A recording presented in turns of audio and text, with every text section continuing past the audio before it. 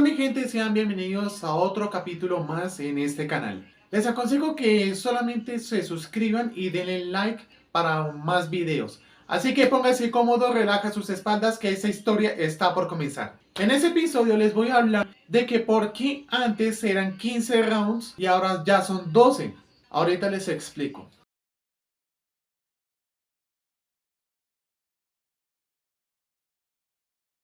Todo comenzó en el día 13 de noviembre en el año de 1982. La pelea se pactó entre Ray Mancini contra Duk Koo Kim, el boxeador surcoreano, que al final se presentó una tragedia tan inmensa que ha cambiado en el mundo del deporte. Al más comenzar, Duk Koo Kim, el campeón asiático, se fue para los Estados Unidos despidiendo de su madre y de su esposa, quedando embarazada de su propio hijo o hija. Partiendo hacia Las Vegas, que la pelea se iba a hacer en el Caesars Palace contra el campeón mundial de la WBA, Ray Mancini. El italo-estadounidense se iba a defender por más veces que pueda para enfrentarse contra el surcoreano. Y de paso, seguir honrando a su padre. Comenzó la pelea entre 15 rounds. Golpes van, golpes vienen. Jabs, uppercuts. Todo lo necesario para poderle noquear al oponente. En los primeros rounds todo iba muy bien entre Kim y Mancini para enfrentarse por el título de la WBA de peso ligero. Pero en la mitad de la pelea algo raro lo ha sucedido, que en la cual Duk Koo Kim, el peleador surcoreano, se sentía muy mareado debido a los golpes de Ray Mancini hasta el round número 14, que ya no aguantaba más. Así como le decía en el lema de Duk Koo Kim, ganar o morir. En el round número 14, Kim ya no aguantó más de los golpes de Ray Mancini y le proclamó al italoamericano como campeón mundial, en la cual terminó en tragedia. Perfect, a brilliant sunny afternoon on the desert of Nevada. And there's the bell, and we are underway, and the Korean comes out swinging. In gold is Kim, the champion in burgundy trunks. Ray Boom Boom Mancini.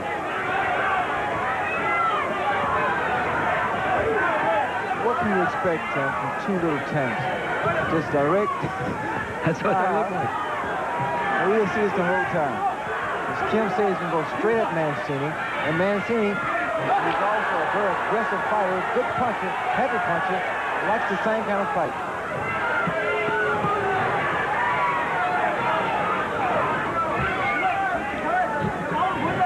Mancini can avoid a lot of Kim's punches, Ray, by circling quickly to his left, setting up with that left jab, and then feinting. Kim has a reputation also of being a very, very good puncher. Again, if I was Ray, I'd try to fight a little defensively, a little smart early in the fight. I would agree, Gil, because early, at this stage now, the first round is always that round fighters try to feel each other out. But Kim, I don't think he wants to do that. I think he wants to jump right in, try to hurt Mancini as soon as he possibly can and take advantage of it. Richard Green with a warning for Kim to keep the blows up, and that familiar oriental bow from Kim back, acknowledging that he had fouled.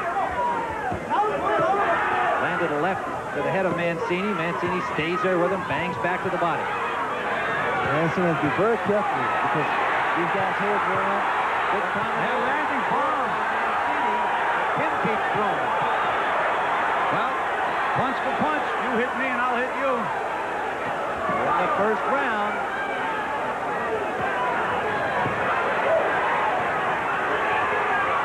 Mancini needs to watch that overhand left hand of Kim.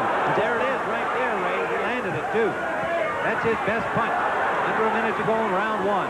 Well, Mancini's being hit because he's standing straight up. He's punching inside, then he comes straight up with his chin. He needs to move to the left, not be stationary. Just reached in again, got nailed again. Richard Green telling both fighters to watch their heads. He doesn't want to see accidental butts open up cuts. Oh, good solid left landed by Kim, and another one landed by Kim. Mancini knows he's in there with a tough customer. Another left scored by Kim. Under 30 seconds to go, round one. Mancini's big punch inside in this fight is going to have to be that short left hook. Right now he has his chin up in the air, and he's really getting nailed. He's going to be hit time and time again. Punch straight up, Gil. There's that left hand again by Kim. Final seconds of round one. We have had an action-packed opening round You gotta get down from in here. Las Vegas, Nevada. We'll be right back.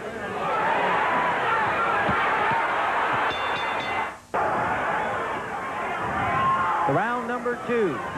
WBA Lightweight Championship of the World. Duk Koo Kim from Seoul, Korea, getting off to a good start in the first round, Gil. Kim kept catching Mancini as they was reaching in. Mancini doesn't have to reach. He can move around, let Kim be the aggressor, let him reach and then nail him with the counter punches. They got him back in the corner, and they did speak to him. I'm sure they're going to have him box a little bit more now. Well, also what Kim is doing, if you notice, he gets a lot of good head fakes. He moves his body, and he has a tendency to throw Mancini off. That's when he connects with that overhand left. When the Mancini camp looked at tapes of Kim, Ray, they saw that he would sometimes come right at you without throwing punches, and they thought that Ray would be able to catch him coming in before Kim threw the leather, but he has been attacking right from the opening bell. Well, the bad thing about film sometimes, Tim, they're misleading because you have to understand the fighter's not fighting you. It's a different style altogether. Another thing about Ray is a very, very strong guy. He's always been stronger than his opponents. Kim is just about equally as strong physically. He's a very, very strong guy. It's like two pit bulldogs in there banging away at each other. There's Ray reaching again. I feel that's going to be the key of this fight because I feel that Kim can take a punch and Mancini needs to work to the body. You see what happens there, and I see he's doing it now. We're in round two, scheduled for 15.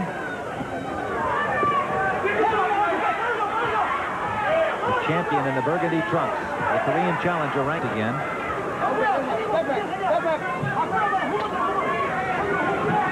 An 18-hour time difference between this country and Korea, and some observers thought maybe he should have been in the country earlier, but he looks fresh so far. Oh, good solid right hand, caught Kim coming in.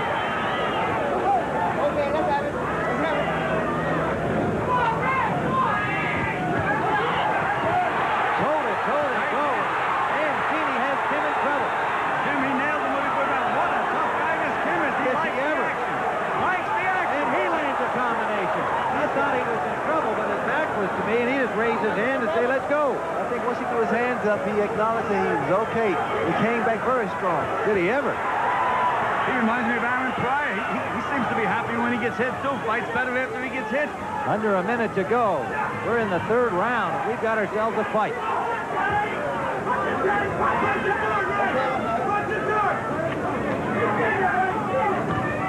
There's that left hand, and he led with it and scored. He gets such great fights because everyone wants to be a champion, Tim. Well, he's ranked number one in the world, and we often question the ratings by both world bodies, in this case the WBA.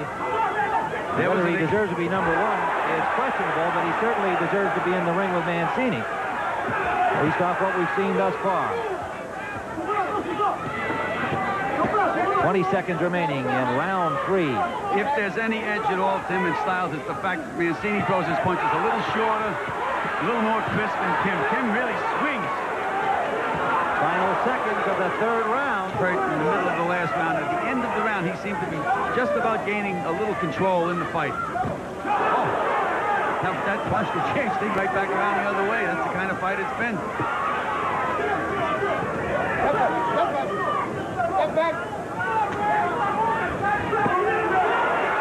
Seven, and it has been non-stop action. If you just joined us along the way, we're live from Las Vegas, and what you're seeing now is the way it's been through six. Right edge to Mancini in our scorecards. The rest of this fight will probably determine the winner because it is close.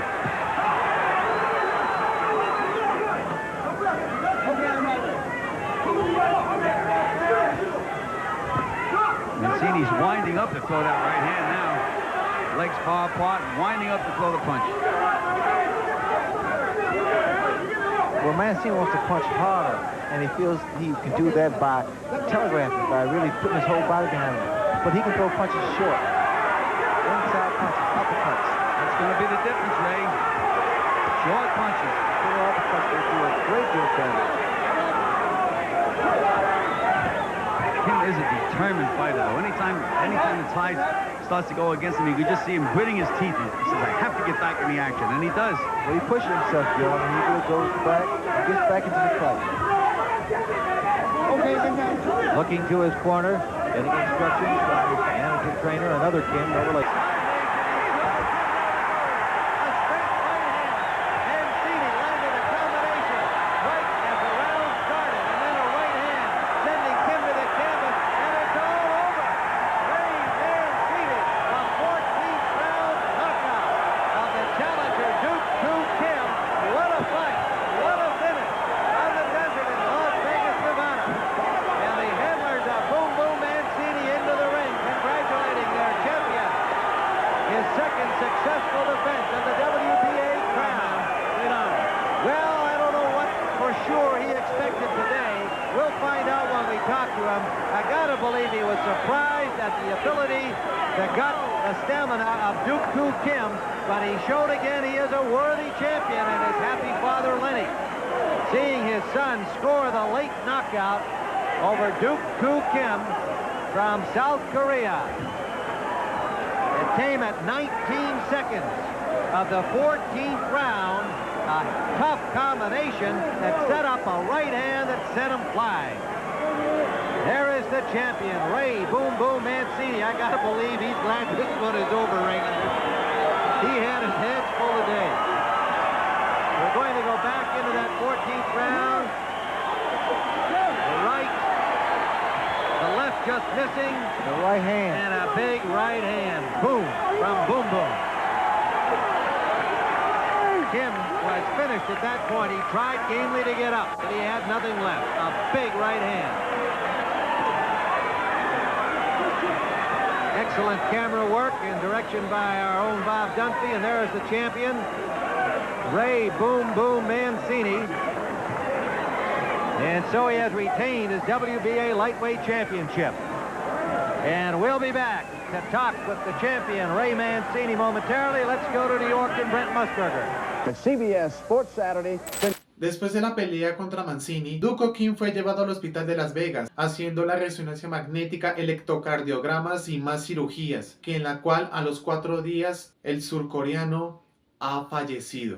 El referee que ha marcado entre Mancini contra Kim, que también estuvo en una de las peleas entre Muhammad Ali contra Joe Frazier, él también se quitó la vida. Incluso la madre de Duk Koo Kim, que años después también se quitó la vida porque no solamente había muerto de una hemorragia cerebral, sino que también la propia madre la había desconectado a su propio hijo de todas las maquinarias médicas que lo llevaban con vida.